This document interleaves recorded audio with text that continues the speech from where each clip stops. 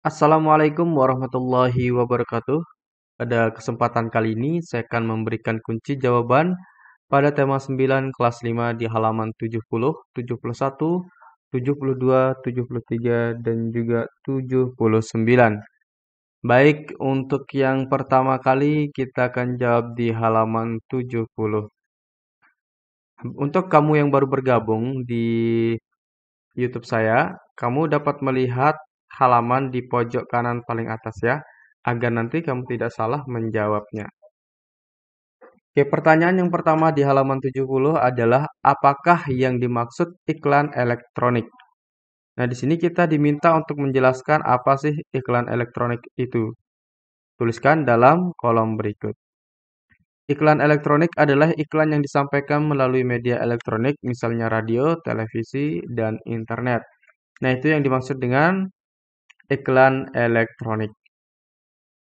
Berikutnya di halaman 71, kamu telah mengetahui unsur-unsur iklan secara umum. Sekarang coba sebutkan unsur-unsur iklan elektronik pada radio, televisi, dan internet. Lakukan kegiatan dengan mengisi kolom berikut. Nah, di sini kita diminta untuk mengisi unsur-unsur iklan yang terdapat pada radio, yang terdapat pada televisi, yang terdapat pada internet. Pasti di setiap elektronik ini memiliki perbedaan-perbedaan. Misalkan di radio tidak memiliki gambar, tetapi ada suara. Televisi ada gambar dan suara. Internet juga bisa ada gambar dan suara dan lain-lain. Baik, langsung saja kita isi ya dari ya seperti ini. Di radio, kombinasi dari bunyi dan kata-kata dan efek suara. Itulah iklan di radio. Kemudian ada perhatian, minat, keinginan, rasa percaya, tindakan. Kemudian pada televisi, kombinasi dari suara, gambar, gerak, dan tulisan. Ada perhatian, minat, keinginan, rasa percaya, tindakan. Kemudian pada internet, kombinasi dari suara, gambar, gerak, dan tulisan. Nah, di internet itu lengkap, begitu juga di televisi itu lengkap. Internet, kemudian yang kedua adalah perhatian, 3 minat, 4 gerak, 5 rasa percaya, 6 tindakan. Baik, itu untuk kunci jawaban di halaman 71. Berikutnya kita lanjut. Masih di halaman 71 ya. Nah, di sini ada sebuah iklan, dua orang anak sedang makan roti, tetapi rotinya dicelupkan ke dalam sebuah gelas. Kemungkinan di dalam gelas itu berisi air, entah itu air kopi, kemudian air susu, dan yang lainnya. Ini tidak jelas ya, di gelas itu ada apa saja. Kemudian juga kita melihat bahwa nama rotinya juga kita tidak tahu. Jadi iklan seperti ini tidak lengkap ya. Maka penilaian kita adalah iklan di atas kurang memenuhi unsur-unsur iklan elektronik ya. Jelas ya. Karena tidak ada nama rotinya, tidak ada nama susunya, dan apa sih yang dimaksud dari iklan itu kan tidak jelas.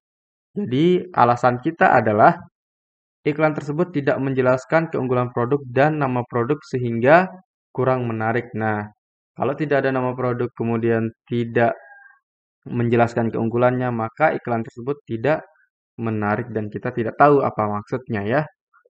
Oke, sekarang kita lanjut di halaman 72 ada sebuah iklan minum loh. Nah, di sini ada seorang anak yang sedang bermain basket, kemudian ada kaleng minum loh. Entah ini susu, sepertinya ini adalah susu sapi. Kemudian di tulisan ada padat gizi kaya energi kalsium tinggi. Nah, seperti itu ya. Baik, penilaian kita adalah iklan di atas cukup menarik ya, karena iklan ini gambarnya juga bagus, kemudian banyak tulisannya juga ada, yang dijelaskan juga ada ya. Maka alasan kita adalah iklan tersebut cukup menarik karena di dalamnya terdapat penjelasan keunggulan produk dan ada juga nama dan gambar produk sangat jelas sekali. Nama produknya adalah Minum Loh. Kemudian penjelasannya adalah padat gizi kaya energi kalsium tinggi. Itu. Oke, sekarang berikutnya di halaman 73 ada iklan speed up diskon 50%. Kini super cepat dengan bonus konten super berlimpah. Nah, di sini ada gambar wayang ya, ini gambar wayang. Kemudian ada penjelasan, ada juga di sini promo yaitu diskon 50%, ada nama ininya, speed up. Nah, maka penilaian kita adalah iklan tersebut sangat menarik perhatian karena sangat jelas ya.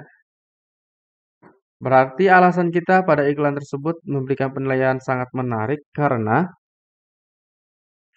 iklan berisi keunggulan produk dan nama gambar produk sehingga menarik perhatian. Maka sangat jelas sekali bahwa iklan ini sangat menarik bagi kita untuk melihat dan membacanya. Dan bahkan kita tergiur untuk membelinya. Oke, berikutnya masih di halaman 73. Kamu telah mengetahui beberapa contoh zat pada materi. Sekarang diskusikan dengan teman satu kelompokmu untuk mencari contoh lain materi yang termasuk zat tunggal, zat campuran homogen, dan zat campuran heterogen. Berikan alasan mengapa materi tersebut termasuk zat tunggal, zat campuran homogen, atau zat campuran heterogen. Setiap kelompok minimal membuat 5 contoh materi.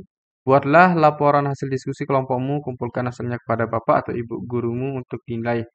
Nah, jadi di sini kalian itu akan dibagi menjadi beberapa kelompok. Setiap kelompok akan mengerjakan materi zat tunggal, itu satu kelompok. Kemudian nanti juga ada yang diberikan zat campuran homogen untuk satu kelompok. Dan juga ada yang diberikan zat campuran heterogen untuk satu kelompok lainnya. Nah, dari di sini setiap kelompok itu mendapatkan satu bahasan. Baik, di sini laporan hasil diskusi, kita pertama kali menuliskan nama anggota kelompok. Kamu tuliskan nama anggota kelompokmu, terdiri dari siapa saja. Jangan lupa ditulis ya. Kemudian kita akan mengisi hasil diskusi yang telah kita buat. Nah, di sini yang kita buat adalah tembaga, gula murni, berlian, garam dapur, dan air. Nah, tetapi di sini ada yang kurang.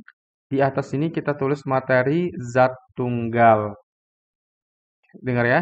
Di atas kita tulis materi zat tunggal. Oke. Berikutnya alasannya mengapa kok kita katakan itu adalah sebuah zat tunggal. Alasannya adalah karena komposisinya konstan atau tetap dan memiliki sifat yang sama, itu konsisten di seluruh bagiannya. Nah, berikutnya kita akan jawab di halaman 79. Di halaman 79 ini, ayo renungkan, apa yang sudah kamu pelajari hari ini? Apakah kamu sudah memahami semua kegiatan yang kamu lakukan hari ini? Adakah yang ingin kamu tanyakan kepada teman, bapak atau ibu guru terkait dengan materi yang kamu pelajari? Ayo bertanyalah untuk kemajuan dirimu. Baik, di sini kita akan menjawab pertanyaan apa yang sudah kamu pelajari. Hari ini saya telah belajar sikap percaya diri, bekerja sama, dan bertanggung jawab, pengetahuan tentang iklan elektronik, materi zat tunggal, zat campuran homogen, dan zat campuran heterogen. Kemudian kita juga belajar tentang pola lantai karya tari, keterampilan terantan, mengidentifikasi, mengkomunikasikan, berkreasi. Saya sudah memahami semua pelajaran hari ini. Saya ingin menanyakan apa perbedaan iklan televisi, elektronik, dan internet. Nah, berikutnya di kerjasama dengan orang tua. Nah, ini di halaman 79 juga ya. Mohon maaf ini belum saya ganti. Bertanyalah kepada kedua orang tuamu, apakah waktu kecil mereka suka menari atau melihat pertunjukan karya tari? Apakah tarian yang mereka lakukan juga menggunakan pola lantai? Tanyakan pola lantai yang mereka peragakan atau mereka lihat. Tuliskan pada selembar kertas, lalu kumpulkan kepada gurumu. Baik, jawaban ini tergantung dari kedua orang tua kamu ya. Jadi, kalau misalkan orang tuamu menjawab tidak pernah, maka kamu tulis tidak pernah. Kalau pernah, apa saja yang pernah orang tuamu lakukan. Nah, di sini saya sudah menyediakan alternatif jawaban, tetapi jawaban ini khusus untuk siswa yang dari Aceh ya. Pada waktu kecil, orang tua saya suka menari dan melihat pertunjukan tari. Tarian yang dia lihat adalah tari saman dari Aceh.